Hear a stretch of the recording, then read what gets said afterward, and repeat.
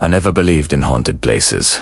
Not really. Fear was just the body's way of reminding you you're alive. But that changed the day we found the W2 bunker that wasn't on any map. I can still smell the damp earth when I close my eyes. Still hear something breathing in the dark. We weren't ghost hunters. Just friends who liked exploring forgotten places, Liam, Jonah, and me. We'd done hospitals, an old asylum, abandoned tunnels. But this place, this rumor, felt different. It came from a lost hiker's forum post. Dantigo near it after dark. It hums. No coordinates. No proof. Just a warning. We laughed, packed cameras, flashlights, and went looking. Great title for a video. We found a WW2 bunker that wasn't on any map. We reached Blackwood Pines by dusk. The forest was too quiet. The kind of silence that presses on your ears. The air smelled like wet pine, rust, and blood. GPS failed, so we followed what looked like tire tracks until we found a corroded hatch half buried in a mound of moss. The earth sagged around it like the forest was trying to swallow it. Jonah brushed the metal, whispering that the writing looked German. Liam joked, "Then why isn't it on any map?"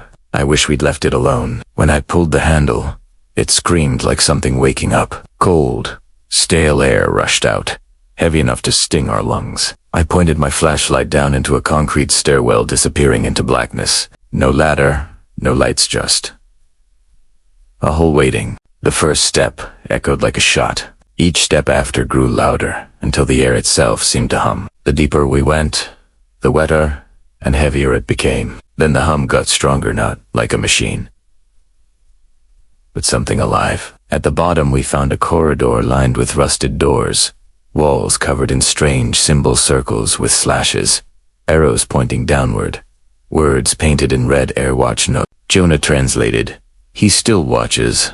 We laughed, but it came out wrong. The sound bounced back slower, warped. We opened the first door. Inside were rotting crates, melted gas masks, helmets stained dark. Then the smell hit. Oil, mold, and something sweet like decay. Skulls lined the shelf, every one cracked, missing jaws, all facing the hallway. Then came the sound, a deep thud from farther inside. Then another, like footsteps. We froze. The hum stopped. Total stillness. Jonah whispered. Pipes, but his voice shook. My light caught movement, a shadow where there shouldn't be one. Liam moved toward it. Fear didn't make us run. It made us follow. The corridor ended at a steel door newer than everything else, locked with a clean padlock. Liam cracked it with a crowbar, grinning.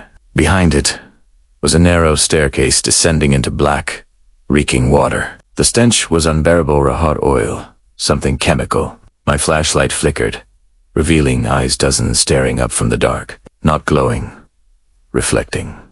And beneath that water was glass, thick and cracked. Beneath it, bodies floated, pale, twisted, connected to wires running into the ceiling. Some still moved. Their eyes followed our lights. At the far wall was a lever labeled test shelter. Passe sway and test switch. Passe to. Jonah said, "Don't touch it." Liam did. The hum stopped. The air froze. Then the lights exploded. Darkness swallowed everything. I heard breathing, not our sweat. Heavy. Close. Something brushed my arm. My flashlight sputtered. The glass below us, spider-webbed with cracks. Hands slammed from underneath.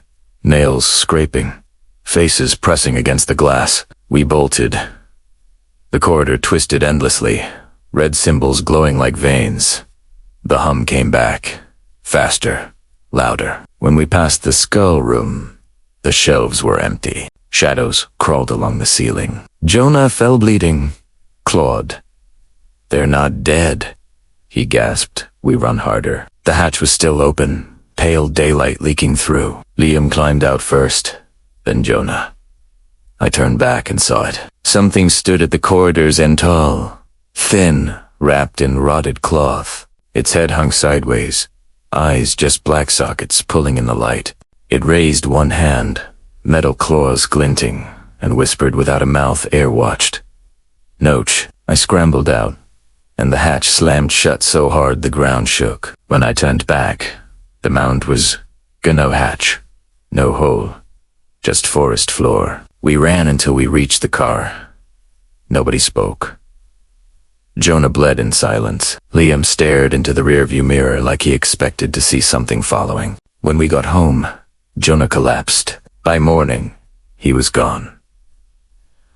No record of him at the hospital. No trace. His bag, his phone vanished. 2 nights later, my phone buzzed. A video from Liam's static. Then breathing. Not his.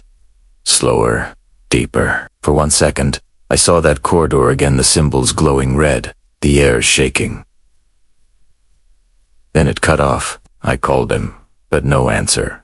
I found his phone 2 days later, in the same forest clearing where the hatch had been. No footprints, no trail. Now, every night, I hear the hum again. It starts faint, then builds, like it's under my bed. Sometimes I smell that wet, metallic air. I tried going back to the forest, but the roads twist differently now. Maps don't match. Every turn ends in silence. Lately I've been hearing knocking beneath the floorboards. Slow, steady, like footsteps on glass. If you ever find yourself deep in the woods and hear a hum, leave. Don't look for it. Don't search for the WW2 bunker that wasn't on any map, because it's still there, waiting, breathing, remembering. And if your own reflection stops moving when it's watching you. If you're still listening, you've already heard it too. The next story on this channel isn't a warning, it's an invitation. Click if you think you can come back.